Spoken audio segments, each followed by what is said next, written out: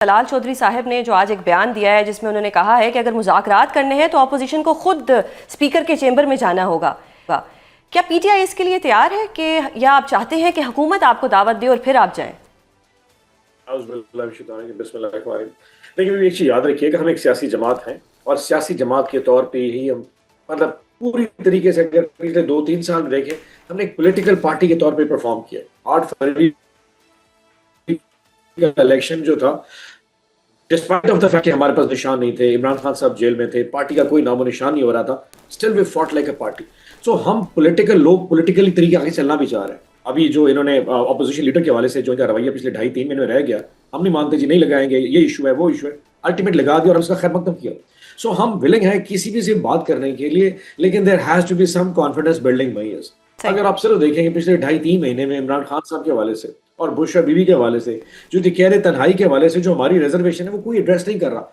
अब जब आप किसी पॉलिटिकल जमात को या किसी भी शख्स को दीवार के साथ लगाते हैं तो आप बराबरी की बात बुनियाद पे बात तो नहीं कर रहे। आप तो बेसिक कह रहे हैं कि तुम जमीन पे बैठ जाओ, मैं कुर्सी बैठ के तुमसे बात करना चाह रहा हूँ। This doesn't work like it. So कहीं गवर्नमेंट और रियासत थोड़ा सा कॉन्फिडेंस बिल्डिंग मेजर्स दे, इस तरह का जिस तरह की परसों नॉमिनेशंस हुई हैं, महाराजा नासिर के हवाले से हुई है, अच्छा जही साहब की, ये अच्छी एक किस्म की रिवायत डाली गई। चले जी, आप पहले स्टबर्न अप्रोच में लेके चल रहे थे, आप नहीं करना चाह रहे, आपने कर दिया। इसी तरीके से कुछ और भी 2-4 अगर खान साहब से मुलाकातें स्टार्ट हो जाए, आई कैन अश्योर यू कहीं ना कहीं रास्ता निकल सकता है। लेकिन गवर्नमेंट एक कदम आगे लेती है तो 10 कदम पीछे भी चली जाती है। अब इमरान खान साहब के हवाले से जो हमारी रिजर्वेशन है वो इतनी बड़ी है कि हम यकीन करें ये पॉलिटिकल प्रोसेस के वाले हमारा जो फ्रेम ऑफ माइंड है वो भी स्ट्रेट सैनिटी वाली साइड पे हम खुद भी ना सोच भी नहीं पा रहे हैं। दैट्स माय सर, ये हुकूमत का जो मौक़िफ़ है, जो हम हुकूमत की वज़रा से बात करते हैं तो वो कहते हैं कि आप लोग प्री कंडीशंस लगा रहे हैं। आप कॉन्फिडेंस बिल्डिंग मेजर की बात करते हैं, नो डाउट आप अपनी जगह ठीक है, लेकिन हुकूमत कहती है कि आप लोग प्री कंडीशंस लगा रहे हैं तो इसलिए मुज़ाकरात आगे नहीं बढ़ पा रहे। देखिए, जब पंचायत होती है, जिरगा होता है, जहां भी जिस इलाके में होता है, जब वहां पे 2 किस्म की पार्टियां, एक मुद्दई और फरीक, जब आपस में इकट्ठे होते हैं तो कोई ना तो कोई एजेंडा तय किया जाता है। अल्लाह माफ करे, कोई लड़ाई होती है, कोई जमीन की लड़ाई होती है, कोई क्राइम होता है जो अकर हुआ होता है, तो वो उस एजेंडे के ऊपर इकट्ठे होते हैं। कब शब के लिए तो इकट्ठे नहीं हो सकते। So T hours has to be defined. अब गवर्नमेंट के टी आवर्स क्या होंगे जी? आप हमसे इकॉनमी पे बात कर लें। अब इकॉनमी का जो शैटर सिचुएशन है, पिछले 3 साल से पीडीएम की 1 गवर्नमेंट, पीडीएम 2 गवर्नमेंट, चीजें उनके हाथ में नहीं आ रही। अगर हम उनसे बात करेंगे जी, वो कहेंगे आप इकॉनमी बात करें, लॉ एंड ऑर्डर पे बात ना करें। सही। आप इकॉनमी पे बात करें, इमरान खान और ह्यूमन राइट्स की इशू पे बात ना करें। ये हम इस पे एतराज है। 2-3-4 टीओआर्स वो डिफाइन कर दें कि जी वो इकॉनमी बात करना चाह रहे हैं, वो सिक्योरिटी पे बात करना चाह रहे हैं। 2-4 टीओआर्स हम डिफाइन कर देंगे, हम ह्यूमन राइट्स पे बात करेंगे, हम इमरान खान बुशरा बीबी बात करेंगे, हम कोट लखपत जेल के जो हमारे असीर हैं उस पर बात करेंगे, हम अपने मैंडेट की बात। अब ये कहना कि जी कोई टीओआर ना हो तो फिर वहां तो चाय के कप पे तो गपशप नहीं हो सकती ना। आप अपनी मर्जी के टीओआर दे दें, 4-5 हम देते हैं, 4-5 है, 2-4-5 सेशंस हो जाएंगे, बात कहीं ना कहीं चलेगी। लेकिन ये कहना कि जी प्री डिफाइंड टीओआर्स नहीं होंगे तो फिर मतलब मैं आपका दही भल्ले तो नहीं खा सकता इनके साथ। सही। सर, कल सेनेटर हुमायूं साहब भी हमारे प्रोग्राम में थे। उन्होंने कहा कि 2 अपोजिशन लीडर समेत अगर कुछ शख्सियात को खान साहब, जिसमें उन्होंने असद कैसर साहब का नाम लिया, उन्होंने मुस्तफ़ा नवाज खोखर साहब की बात की, शाहिद खान अब्बासी साहब की बात की कि अगर ये लोग खान साहब से मिल के आएँ तो मज़ीद चीज़ें जो हैं वो बेहतरी की तरफ जा सकती हैं। तो आपकी बात से भी मुझे यही अंदाज़ा हो रहा है कि आप भी यही चाहते हैं कि ये कुछ लोग मिल के आएँ ताकि चीज़ों को बेहतरी की तरफ ले जाया जा सके। देखिए जी, पहली तो सबसे पहले डिमांड है कि पहले तो फैमिली को मिलवाया जाए। बहनें जो पिछले 2.5-3 महीने से मुसलसल हर मंगल वाले दिन 10-12-14 घंटे के लिए इतनी सर्दी में अडियाला की सड़क के ऊपर बैठ के जो धरना दे रही हैं, सबसे पहले तो फैमिली की मुलाकात कराई जाए और बुशरा बीबी की उनसी फैमिली से मुलाकात कराई जाए, खान साहब की बुशरा बीबी से मुलाकात कराई जाए। ये वो चीजें जो एक नॉर्मल है। अगर ये चीजें आगे चलती हैं तो अल्टीमेटली पॉलिटिकल लीडरशिप का मिलना बहुत जरूरी है। अब क्योंकि लीडर तो अपोजिशन, सेनेट और नेशनल असेंबली दोनों नॉमिनेट हो चुके हैं, हमारे दोनों बड़े हो चुके हैं, हमारे दोनों मशर हैं, तो इन मशर का मुलाकात करना इमरान खान साहब से वैसे ही बहुत जरूरी है।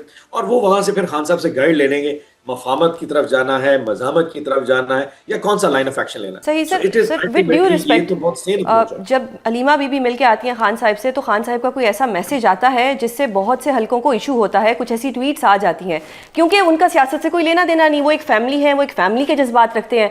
बट अगर पॉलिटिकल लीडर मिलेंगे तो शायद कुछ ऐसे पैगामात नहीं आएंगे और शायद चीज़ें बेहतरी की तरफ जा सकती हैं। डोंट यू थिंक कि पहले पॉलिटिकल लीडर्स मिल लें ताकि कुछ टेम्परेचर तो नीचे हो? अच्छा, ये तो थोड़ा सा जो पॉइंट ऑफ व्यू है ना कि जी वो अगर फैमिली मिलती है तो थोड़ा सा एग्रेसिव अप्रोच के मैसेजेस आते हैं कि पॉलिटिकल लोग मिलेंगे तो शायद वो सॉफ्ट या टोनिंग डाउन हो जाएगा। ऐसा कुछ नहीं लगा।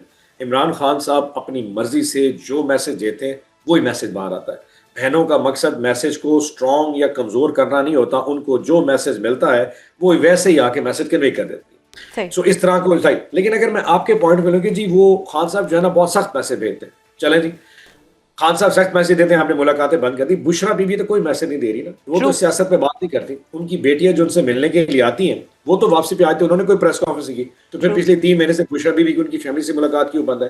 सो ये पॉइंट लेना कि इमरान खान की मैसेज की वजह से हमने मुलाकात बंद की है, ये बुशरा बीबी की केस में बिल्कुल टोटल नलिफाई हो जाएगा। This is number 1। नंबर 2, मैं आपसे मिसाल के तौर, मैं अगर जेल में डाल दूं, मुझे आप जेल में डाल दें और 3 महीने किसी से ना मिलने दें, कोई शख्स मुझसे बात ना कर सके, सलाम दुआ भी ना हो, और उसी जेल में मेरी बीवी भी हो जो कि बगैर किसी ना हक सजा में पड़ी हो, और बाहर मेरी बहनों को और मेरी बेटियों और बच्चों को बाहर से पानी फाड़ के घसीटा जा रहा हो, पर्चों में थाने में दिया जा रहा हो, उस जेल की बख्तबंद गाड़ी में बंद कर दिया जाए, आप क्या मुझसे एक्सपेक्ट करेंगे? मैं वापस में क्या पैगाम भेजूंगा? मतलब आई कैन नॉट, कोई आयतल कुर्सी पढ़ के दुआ तो नहीं भेज सकते। लेकिन सर सियासत तो नाम ही इसी चीज का है कि आपने ऐसी सिचुएशंस को डील करना है।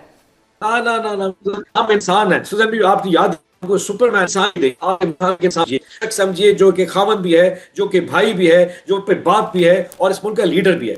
आप हम जस्ट समझते हैं कि जस्ट बिकॉज कि ही कैन बेयर इट, सो ऐसा नहीं होने लगा।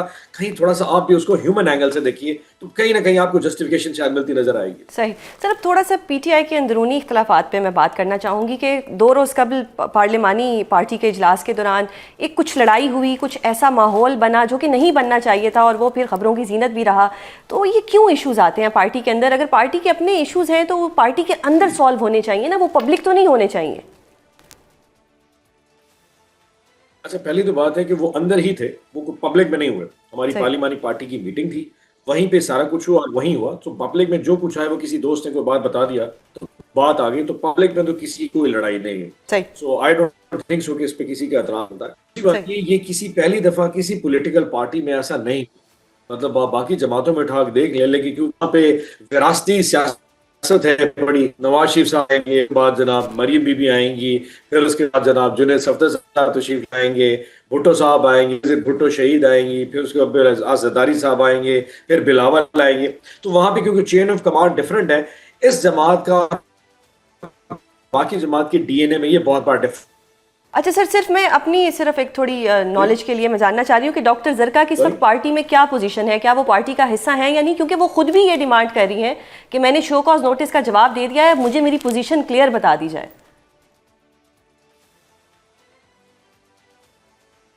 इसलिए नहीं था, इसके लिए 3 रुकनी एक कमेटी बनी थी जिसमें सेनेटर मोहसिन अजीज साहब भी शामिल थे, असद कैसर भी थे और सरदार अयाज सादिक साहब हमारे फाइनेंस सेक्रेटरी पार्टी के वो भी शामिल थे।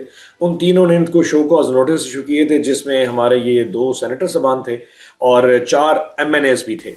तो इन 6 लोगों का ये शो कॉज नोटिस हुए, उन्होंने जवाब दिया, फिर उन्होंने किसी को एग्जोनरेट किया या नहीं किया, अभी तक उसका कोई जवाब नहीं आया। लेकिन अल्टीमेटली इमरान खान साहब ने फैसला करना है वो पार्टी में है।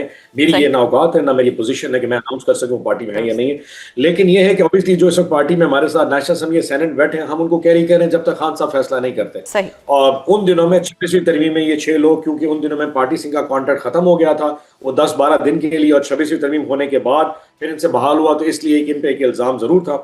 लेकिन अल्टीमेटली डिसीजन खान साहब ने करना है, ना ये मेरी पोजीशन ना किसी और की है। So I am not in a position to जज एनीवन एट ऑल। सर, अब एक चीज बताइएगा कि 18वीं तरमीम को लेके पीपल्स पार्टी और नून लीग में कुछ लड़ाई चल रही है, इस पर पीटीआई किसके साथ है? हम किसी के साथ नहीं, हम निज़ाम के साथ हैं, जो पाकिस्तान की आवाम के साथ है, जो पाकिस्तान की आवाम के लिए बेहतर है, हम उसको सपोर्ट करेंगे। आप ये देखें कि 26वीं और 27वीं तरमीम में भी तो इख्तलाफ पीपल्स पार्टी का था। 26वीं सबसे पहले बिलावल भुट्टो जरदारी साहब मौलाना फजलुर रहमान के पास तशरीफ लेके गए थे, ये नहीं करेंगे, वो नहीं करेंगे, ये भी नहीं करना और वो भी नहीं करना। और जब आवाज़ आई, वो कहते हैं लब्बैक करने की आवाज़ आई और सर बुलंद करने की आवाज़ है, तो आइज़ की आवाज़ सबसे पहले बिलावल भुट्टो जरदारी और मौलाना फजलुर रहमान साहब ने निकाली थी। सो ये जो कहना है कि जिस वक्त इनके आपस में कुछ जाएंगे, कोई जाएंगे, अल्टीमेटली जब एक फोन आएगा, एक सिग्नल आएगा, तो सारे के सारे इंशाल्लाह ऐसे लंबे पड़े होंगे जी, एवरीथिंग विल बी एक्सेप्टेबल, कुछ फर्क नहीं पड़ता। हम देखेंगे 28वीं तरमीम में क्या आता है। इन लोगों के तो अपने अल्टीरियर मोटिव्स हैं, अपनी मैल इंटेंशंस हो सकती हैं, हमारी तो कोई इंटेंशंस नहीं है। हम देखेंगे अवाम की बेहतरी के लिए क्या है, अगर फैसला करना अवाम की बेहतर में, तो हम उसको। अब आप अवाम की बेहतरी की बात कर रहे हैं, तो मैं इस पे दोबारा आपकी राय जानना चाहती हूँ कि ख्वाजा साहिब कहते हैं कि 18वीं तरमीम जो है ढकोसला है, जबकि नवीद कमर साहिब कहते हैं कि इन्होंने जी 18वीं तरमीम को गाली दी है। तो पीटीआई क्या कहती है? अच्छा देखिए, जो चीज उसमें अच्छी है उसमें अच्छी है, मैं इस हद तक तो एग्री करता हूं कि 18वीं तरमीम से सूबों को उनका राइट मिला था, दैट इज व्हाट गुड।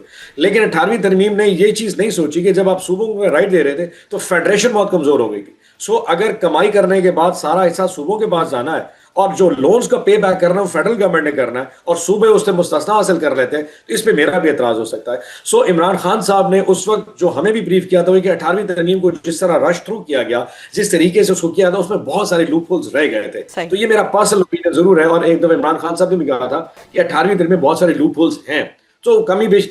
अब इनका इशू ईगोस का है, क्योंकि 18वीं तरमीम हम पीपल्स पार्टी लेके आए थे तो आप ओन करें, क्योंकि वो समझते हैं वो पीपल्स पार्टी लाई थे तो ये इनका एक गुनाह हो सकता है। ये लोग अपनी ईगो से बाहर नहीं निकलते। इन्होंने किसी ने, आप ख्वाजा आसिफ ये नहीं बताएगा कि 18वीं तरमीम बुराई क्या है, वो ये बुराई है कि पीपल्स पार्टी लाई थी। पीपल्स पार्टी एतराज नहीं करेगी किसमें, तो वो कहेगा एतराज क्योंकि नून लीग वाला एतराज कर रहा है इसलिए बुराई होगी। इनके कद, इनकी जो सोच है ना, वो इनकी बहुत ईगोस बहुत बड़ी है। पाकिस्तान आवाम इनका मकसद नहीं है, मकसद ये है कि इस तरह करें। अब मजे की बात है, जब 18वीं तरमीम हो रही थी तो सबकी हुकूमतें अपने अपने सूबों में थी। खैबर पख्तूनख्वा में उस वक्त इसकी अपना होती साहब होते थे, ANP की हुकूमत थी, सिंध में पीपल्स पार्टी थी, पंजाब में नवाज, और इन सब तमाम पार्टीज को पता था कि हम जहां जहां पे हैं मजबूत है, और अगर हिस्सा बन रहा है सूबों को तो अपना अपना ले लेते, क्योंकि फेडरेशन मिले ना मिले, कम से कम पेशावर, क्वेटा और कराची, लाहौर तो हमारे पास रहना है। तो इन्होंने फौरन एग्री कर लिया विदाउट थिंकिंग कि इस्लामाबाद क्या बनेगा। देखिए, जब तक इस्लामाबाद स्ट्रांग नहीं होगा आपके सूबे कंट्रोल। अब आपका IMF के लोन चल रहे हैं, वो इस्लामाबाद लेता है, उनको लोन को पे बैक इस्लामाबाद करता है। लेकिन जब डिस्ट्रीब्यूशन की बात आती है तो लाहौर को आप सिर्फ स्पीकर हाउस लाहौर को जाके देख लेना, आप हैरान हो जाएंगे। सोना दीवारों के ऊपर, छतों के ऊपर सोना चढ़ा हुआ है, इतना पैसा है सूबों के पास, आपकी सोच है।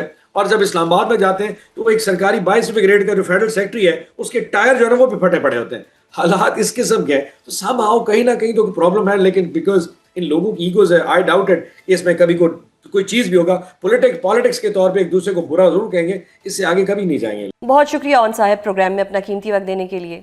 नाजरीन, हुकूमत को जवाब देते हुए PTI ने यह बात वाजे कर दी है कि अगर हुकूमत ने मुज़ाकरात के TOR सेट नहीं करने तो PTI हुकूमत के साथ दही भले खाने नहीं जा रही।